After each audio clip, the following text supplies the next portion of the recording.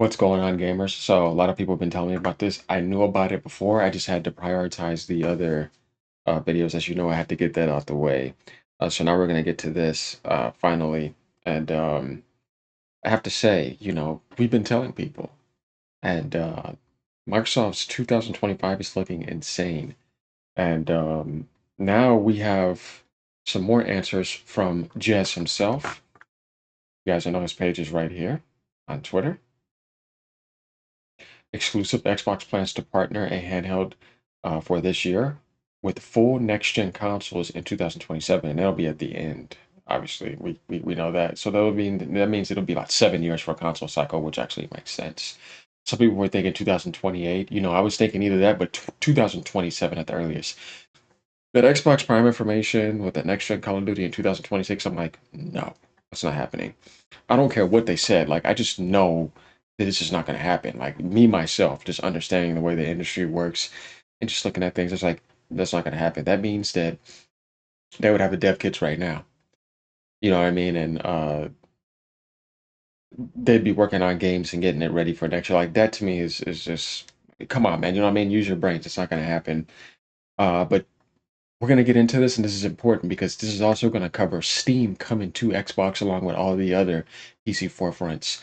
And as Colt Eastwood calls it, a unified dashboard. Well, Microsoft is optimizing and not only improving the Xbox app, but the Windows forefront and the Xbox operating system as well. Because if you're going to be doing that handheld, you're going to be doing the consoles, you need to make sure that there is a unified storefront, that there is a unified operating system. And you do want to get something closer in the handheld sense to Steam's operating system, right? Because that to me is the most important things. We're about to get into these details, don't worry, but I just wanted to get this out the way first. So I think that now we're getting our answers here because this is official source here. Jez is with Windows, so he knows what he's talking about here. Now, it says Microsoft's first full foray into PC gaming handhelds begins with a partner device set to launch later this year. So the handheld could be coming out this year. As I told people before in one of my other videos, Phil Spencer already said that it's available to play and that people have been testing it. So it's in a beta alpha phase. You know what I mean? It's already there. With its own Xbox Series X successors now fully in production. And if you took a look at that one photo, they were sitting there with what's his face from Steam and somebody else from another manufacturer. I don't know if it was Asus or somebody else, but it gives you the idea that they already work together and they've been doing it secretly behind the scenes. And obviously, if Microsoft is going to do something, they're going to put a little bit of oomph in it. You know what I mean? So I think it's going to be more powerful than the Steam Deck. It is, and it's going to have everything all these other handhelds have, with it being featured as an Xbox OEM hybrid model. So my thing is, though, this is what I have to say. I think when it comes to price range, don't go over 600. Like, be between the 500 range, and if you want to have a different type of model, maybe the most if you're trying to give them more storage and something like that, or maybe more like hertz or whatever, 600, right? But don't go anything past that. If they can manage to do that correctly, and they can get that operating system working well, um, it could be pretty solid. And you could say, hey, here's an Xbox experience. Now we grab the PlayStation games already. See, if you're doing it already on the handheld, then that means they're getting that ready to be optimized for the next gen console. And that you're going to have a device that is like a console, but it has all the experiences. And that you're not missing out on PlayStation exclusives. And you'll be playing them on a higher end console, more powerful than the PlayStation 5 Pro, and more powerful than what Sony can offer, right? With the Xbox controller, along with all the other forefronts. That's it right there. Like I said, this is the next best thing that Microsoft could possibly do. The only thing they need to do is make sure they get the simplification for console gamers and just gamers in general right. Like, how will I be using Steam on there? Will I be getting errors, crashes, and making it overcomplicated? I think they already know about these type of things. That's why I'm not worried about it, because I feel like they know what they need to do. And then by doing this, it's also going to make the PC only Xbox app experience better, because everybody always talked about it, Windows Store, all that. You know what I mean? That will give people worries, but I think that they know that, and that's why they had to work with other manufacturers and work with Steam so they can make sure they get that better and more unified. And this is the thing that we've been talking about. So like, comment, subscribe, let me know what you guys think. Let's read a little bit what Jess says here. And you know, some people, man, when they see this, they just sorry, I had to add that in. They're just, that's one of my future thumbnails. They're just gonna, you know, regret some things they said because it's gonna happen. So let's go down here. Here's your first glimpse at Xbox's next-gen hardware plans, and some parts are being executed more quickly than you might think. So they're manufacturing right now. The Xbox Series XS generation has been a bit of an odd one. Microsoft Xbox console hardware sell-through has declined quarter over quarter for some time, but Xbox's addressable monthly active user base has been skyrocketing, owing the purchase to ABK, as we know, Activision Blizzard, armed with mobile games like Diablo Immortal, Candy Crush Saga, and Hearthstone. All these little goodies right here. Microsoft has been putting these exclusive games like Forza Horizon 5 onto PlayStation to help grow the profitability of its own business. We saw Indiana Jones is coming in April as well, too. They could be getting the Gears collection, but at the end of the day, you know what I mean? That's strengthening their publishing rights. And they're showing the quality by putting their game somewhere and being able to give people an optimized experience because you care about your product more. You're not getting cheap or unfinished PC ports like Sony's doing with PC. So, in the near term, addressing users where there are is far more effective, cost effective than what Microsoft would need to spend to acquire new Xbox console users potentially. Yeah, I'm coming to you because you're not coming to me. However, the strategy has been questioned for the long-term damage it might do to Xbox's console hardware. Microsoft appears keen to continue servicing its legacy Xbox audience with new hardware regardless. And over the past few months, I have been working to figure out exactly what that might look like. Here's what I've learned. First, Microsoft is working with a PC gaming OEM. I think Asus, Lenovo, MSI, Razer. I would hope that it would be Asus. I don't want it to be Lenovo. And if it's not going to be Asus, MSI is probably better after that. On an Xbox branded gaming handheld, surprisingly slated for later in 2025 if plans are met, and it's codenamed Keenan. This gaming handheld will look unmistakably Xbox, we're told, complete with an official Xbox guide button and Xbox design capabilities or sensibilities. Given that this is a partner device, similar to Lenovo's Steam OS partnership with Valve, I expect this handheld to be more PC oriented. You see what he's saying? What he means is that you're finally going to get that experience we've been talking about that we thought that was coming to the next gen console already this year with Steam on it, with GOG on it, with Epic Games on it, and PlayStation games. And what if you can be able to take that and hook it up to a monitor or a TV and put the controller and already have that experience, right? You see what I'm saying? You wouldn't have to own the PlayStation if you didn't want to do that. No, I'm not telling people not to. You choose what you want. Some people may have all and still support that because I just want to support anything gaming. I'm like that. You know what I mean?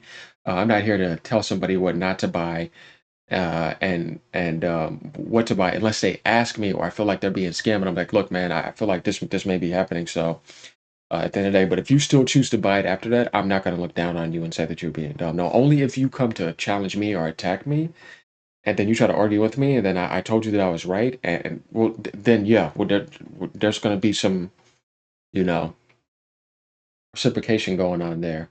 I expect this handheld to be more PC oriented. Keynan is almost definitely running full Windows, putting the Microsoft Store and PC Game Pass front and center.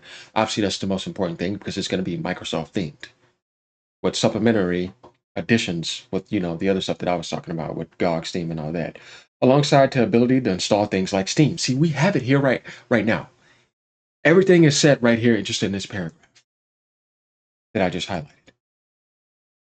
You guys have to understand. Like, you have to think about this. When I say Microsoft is working smarter than Sony, they are, because instead of sitting there, uh, this is the motto again, saying, oh, you're not going to put your games on my system, but I'm going to put my games on your system. I'm coming to you, and then I'm coming to you again, but in a different way.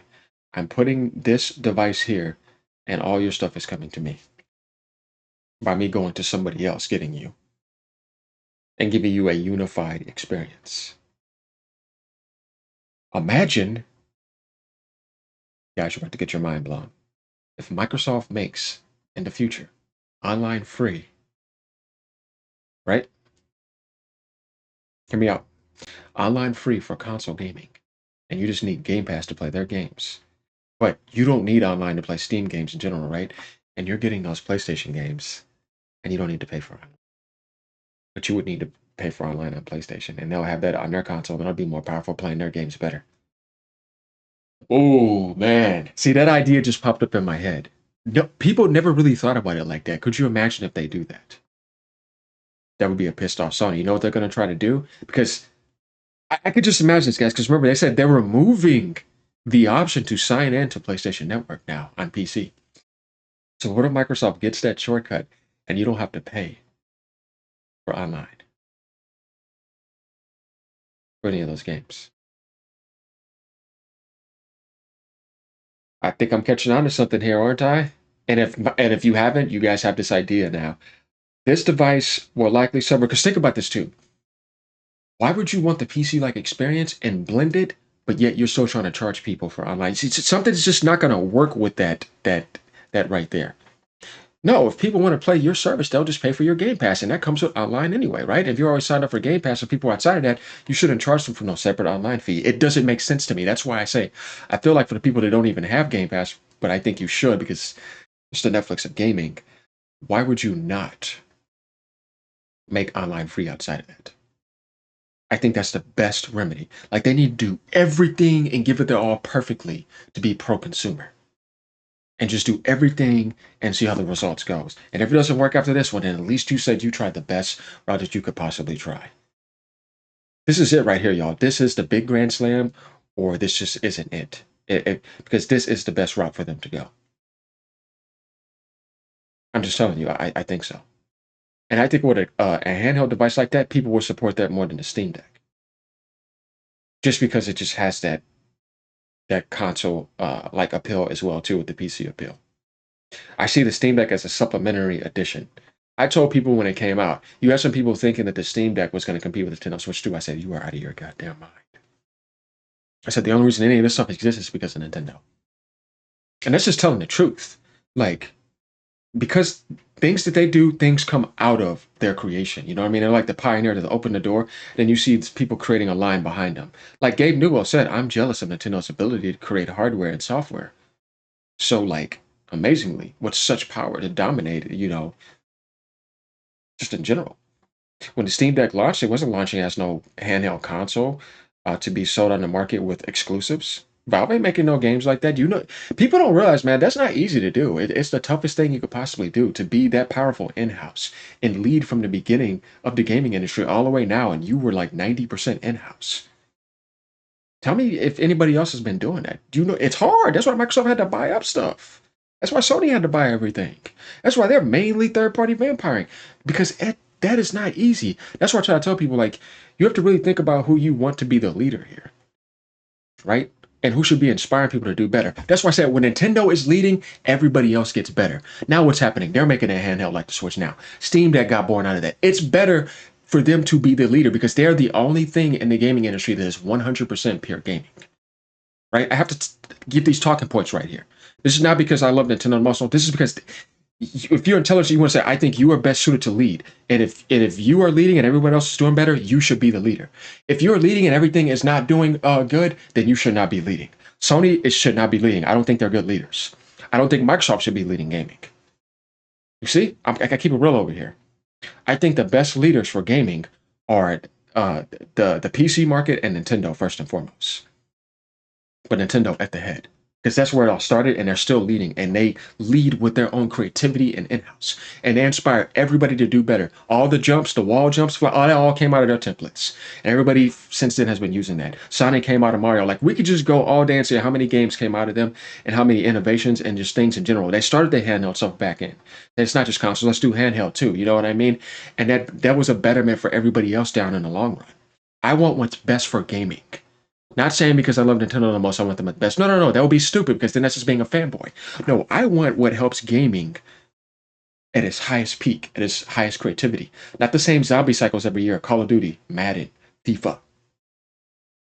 GTA, Fortnite, Red Dead over and over again, and there's nothing else coming and nobody pays attention to indie games. You know what I mean? No, you want soul life. You want real video games. You know what I mean? You want people to show you, hey man, how are you coming on the market right now, even with this little Switch machine at 1 point, not even 1 teraflops, yet you led the whole world and dominated in all sales, and your software sales are insane, juggernaut. Because that's not what gaming is about. Microsoft started to figure it out. That's why the Series S was actually a good idea. It's like, you know what? Why don't most people really own that? They just want the gaming experience. They want to play video games. That's the most important thing in this world. You'll see a lot of people today playing on their handhelds more than these most powerful machines, right? Because they just want to be able to always have that experience. So always remember this, guys. The first and most important thing here is the gameplay experience. To be able to continue to play something and not get bored and say, man, I'm having a good time. I'm feeling fun inside. Not all this other stuff that people get too over focused on. Yeah, it's nice, but we need to realize what's most important. And that's why I think it's good for Microsoft to learn about that. And I think they have. And that's why their first party is better than it's ever. And they have all those games. That's what it's about. Not about hardware sales. And for Sony to realize that too. Sega already knew that, but they just talked about marketing and everything else. But that's my thing that I kind of wanted to add it in because I think people need to understand that. And the Switch 2 is going to show you that again. And it's good because I want gaming to be more alive. I don't want anything to die. I think if you're a gamer, it's just like somebody saying like, I want this, like if you're a sports fan, I want this part of sports to die. Why would you want it in general? No, you want it to be alive everywhere. Because if you love something, you want it to be alive in all facets. I don't like the mentality of Xbox today. Like, why are you saying that? I hope it gets better. I hope the competition gets better. You know what I mean? It's like, why do that to me is an immature, childish fanboy mentality. You should not want anything to die. Seriously, just think about it. If you're a gamer, why would you want any sense of gaming to die? Let's get out. Let's continue down here. Now, this device will likely serve, at least in part, as a research experience for Microsoft. I expect the handheld will test the Windows 11 device aware capabilities. I agree with what he's saying because we're going to get to that. By reducing third-party OEM bloatware, you don't want bloatware on that, right? And you want Windows 11 to be optimized and synced and better. So when they release that, it's better right now on PC. They released an update for PC, and it's going to be better for the future console. So I expect Microsoft will leverage widgets on the Xbox Game Bar on PC for controlling things like TDP and fan speed. That would be nice if you're talking about a handheld with battery life, brightness, all those sorts of things. Say, hey, man, I can get an extra 30, 35 minutes out of this if I don't have it plugged up to an outlet that I have to stand next to. You know what I mean? That type of stuff is important. While hopefully having a more streamlined OS experience for controller use. Of course, existing PC gaming OEMs will benefit from these efforts as well, but the research will also help with Microsoft further out plans. Because indeed, our sources also indicate that Microsoft's internal successor to the Series X platform has been fully greenlit all the way up to CEO Satya Nadella for now. So all this are now making another consoles, as I've been telling people, just stop. They leave because they want to leave, not because you're forcing them out. You can't get rid of them. For now, I understand that Microsoft's next-gen hardware plans include a premium successor to the powerful Series X alongside its own Xbox gaming handheld and several new controller options. Tentatively, these new console devices are slated for 2027. I would say towards holiday. That would make sense. And I think that they're going to have multiple models. I think there's going to be like this PC hybrid OEM model, and there's going to be another type of cheaper aspect. First and foremost, I just think that that's what they need to do. It seems that the next gen Xbox consoles will be closer to Windows, see, than ever before, reducing the amount of work developers have to commit when porting from PC. And that's good because you see them trying to help PC players optimize games better so PC players don't get shitty ports from consoles. That's not going to happen when you're working on both at the same time, unlike Sony. You see what I mean? So that's where I say that Microsoft is doing a better job at leading in the gaming community right now than Sony. When Sony used to be better at that in a console only experience sense. But now, since PC has came into the race with other things, you kind of see that that's not necessarily the case. The game has changed.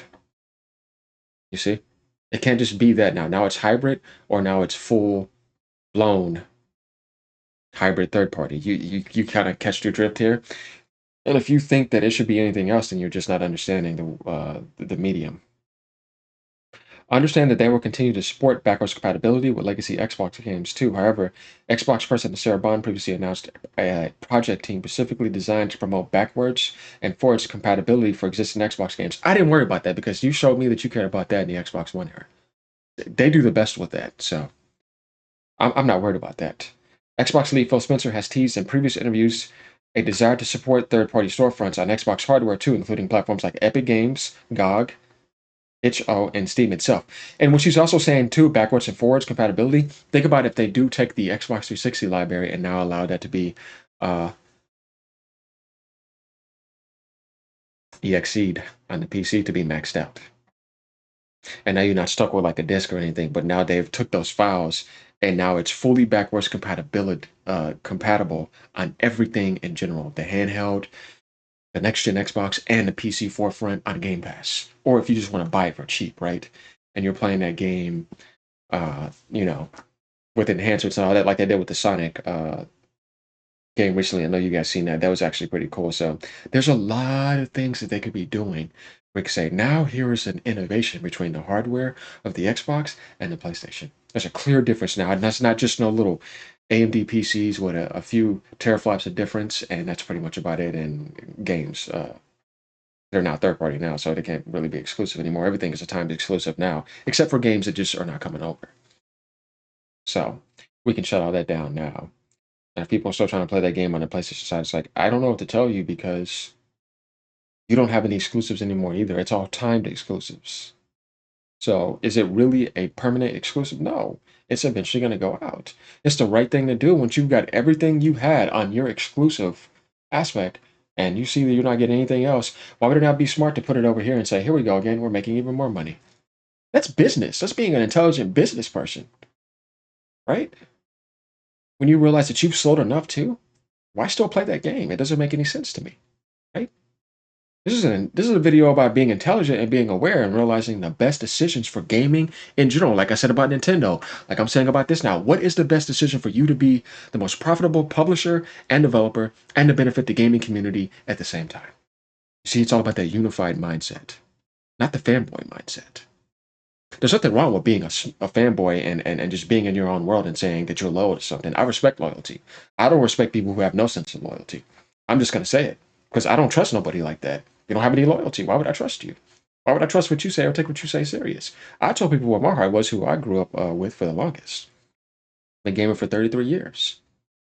But I'm not going to miss out on other experiences because I still love Nintendo. Oh, I'm still going to have my Xbox. I'm still going to have my PC.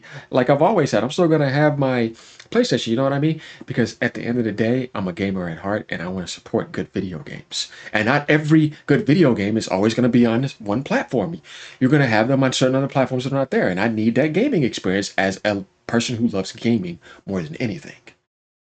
You see that right there? But I'm not going to tell you I don't have no sense of loyalty. Oh no, man. That's a downgrade to me. You don't have that. So yeah, I'm not with people like that. No, sir. All right, now. Microsoft's new controllers have direct to cloud connectivity, from what I've been told, and I expect Microsoft to take controllers to the next level after Sony tried to one up them with the DualSense and the haptic and all that. Because usually Microsoft was leading before that. You know that? I mean, I love the DualSense and I love the Xbox controller. I think the Xbox controller was almost damn near perfect in what it has been for the longest. Definitely, if you have big hands like me, you know, I played basketball for 24, 21 years. I could palm a basketball easily like this. You know what I mean? Used to run around doing 360s, you know, all that type of stuff. Oh, yeah, man. You want to talk about 360s? Oh, yeah, yeah, we did all that, man. 32-inch vertical over here, 6'3" over here. What are we talking about? Now, I do not get too much off topic, but um, yeah, I expect them to do something else with the controller. And I think in the future, we can see controllers be taken to even more crazy senses, definitely with AI features. Just imagine what you'll be able to do in the future with the controller. Definitely like stuff coming out of it, like holographically. You never know, being able to pull up a chat and talk to somebody. I'm just thinking like farther ahead, but you guys kind of catch my drift here. But going down, of course, there are plenty of, like you said, logistical issues to overcome with regard to some of these plans. And, you know, people have a right to worry about that. But at the end of the day, we'll see what happens. But this is kind of what I wanted to cover here. Like, we pretty much get the point here. We know that this is the best future en route for Microsoft. and I can't wait to see it. I'm supporting it all. This is what I do, you know what I mean? Why not? They never made a handheld before, and I'm kind of excited for what they could do. Even though I may not need it, but hey, because I know the Switch 2 is going to be what I need. But at the end of the day, they're going to offer me something different than that because I'm going to be able to get the Steam forefront on there, PlayStation games on there, and all the other stuff. Dope, I have my PS5 for that, but let's just see how it turns out. You know what I mean? I think this is a cool idea, and I'm excited for it. So, good article by Jess. I'll go ahead and put this link in the description because I know that he said that too, and make sure that happens. But he's awesome. He writes cool articles. I like him. He's a calm guy, very resourceful, level-headed, and all that. I've checked out some of his podcasts with his partner, and I like them. All right, y'all. Like, comment, subscribe. Have a good day. Ponies, sit down.